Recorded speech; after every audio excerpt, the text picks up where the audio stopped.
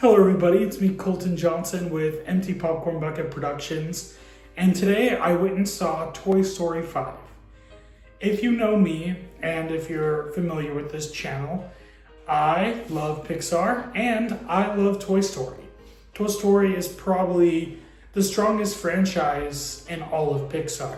I mean, it's already come this far, and we have our 5th movie. Yes, if you look at Despicable Me franchise, they have more movies, but that's a cash grab. And you could say this is a cash grab, but a sensible one. I love Toy Story. I think that the stories told within are timeless, and I think every generation should have their own Toy Story movie. So let's jump into my thoughts for Toy Story 5. First, I want to say the story for this movie was amazing. And honestly, probably one of the best stories Pixar has given us within this universe. We have Jessie at the forefront, which also is one of the greatest elements of the movie, especially after Toy Story 4, where I feel like she was sidelined quite a bit. But seeing her as the forefront, it feels like it's time for her to be at the forefront.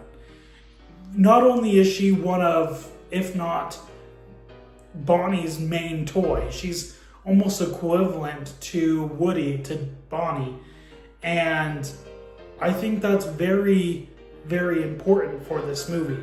Another thing this story tackles is technology versus toys. And they don't really go about it in the way of technology versus toys. They do it in a way that's a lot more nuanced. Instead of more of a one side or the other, it's more of what is this world like as a toy with the uprising of technology. Yes, you can see a point of view that technology has made us less creative.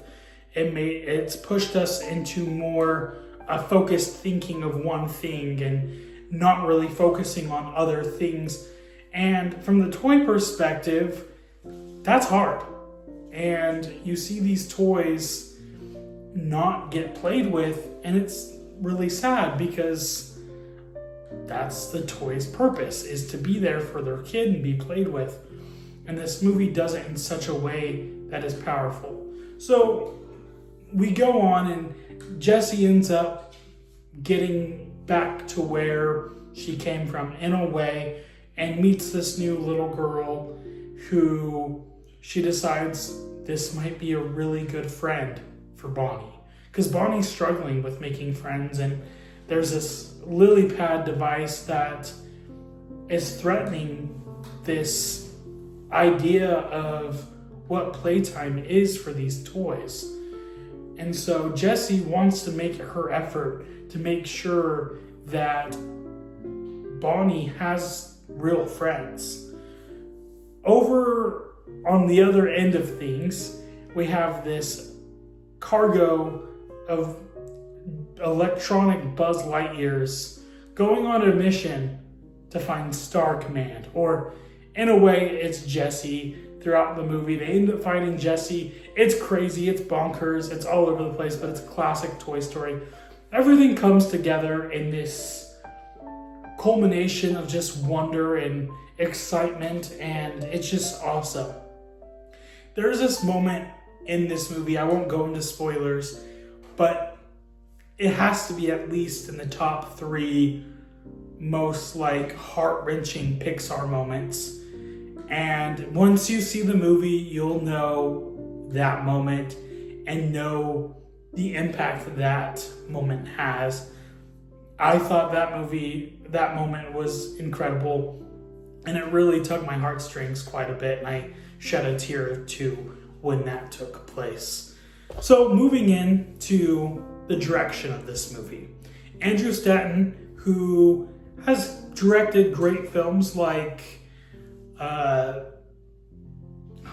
Finding Nemo, he comes in and to direct this film, and he does an incredible job. He's worked with Toy Story for quite some time, with whether that be writing or just working with the animators of this film. And so he decided that if there's going to be more Pixar movie or more Toy Story movies, it has to be done right. And I feel like his direction of the film was incredible. Just the way the story was, animation, everything, it got put together pretty well.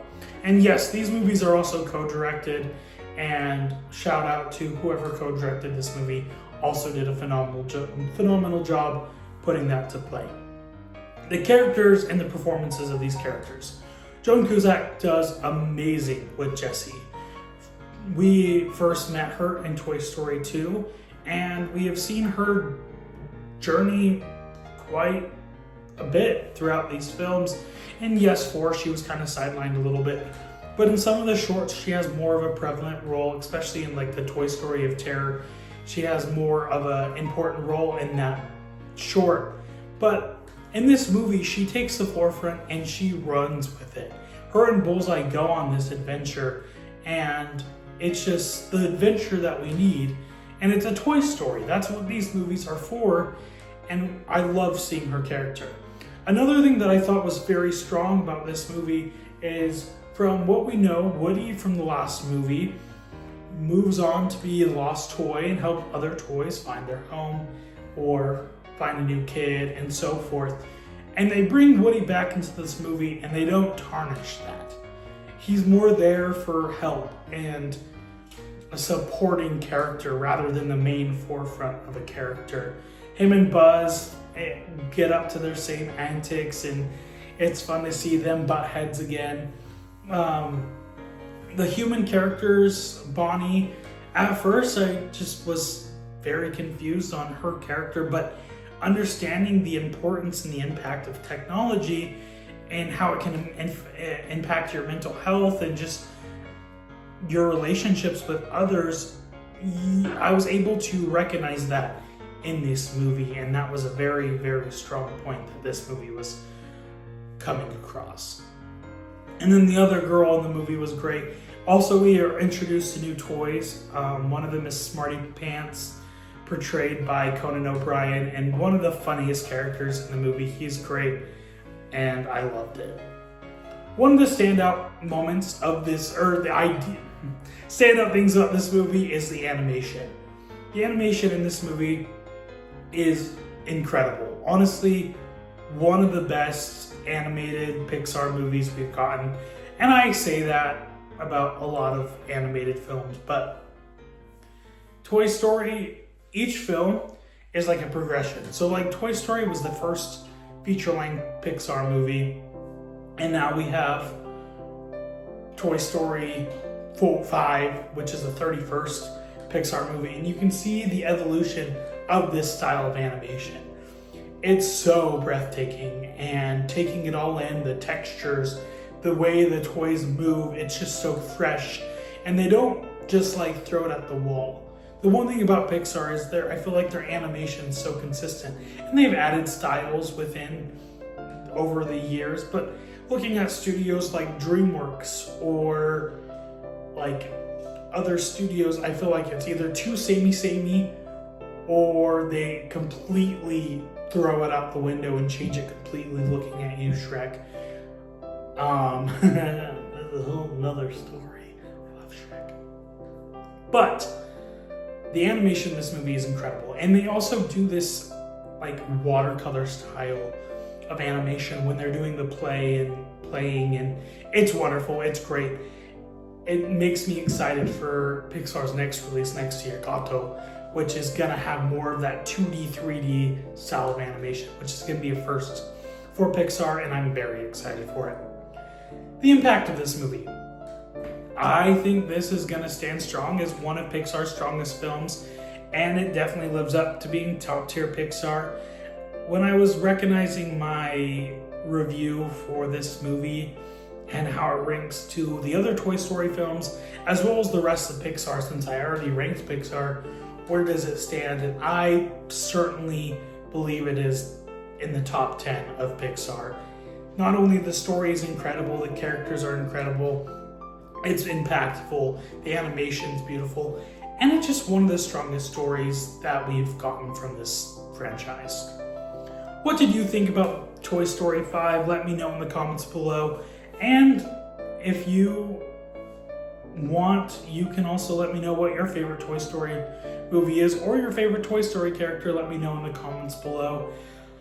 Thank you so much for watching. Make sure you like, subscribe, and share this video, and stay tuned. And also check out my TikTok, Instagram, and Letterboxd. Have a wonderful day. Bye.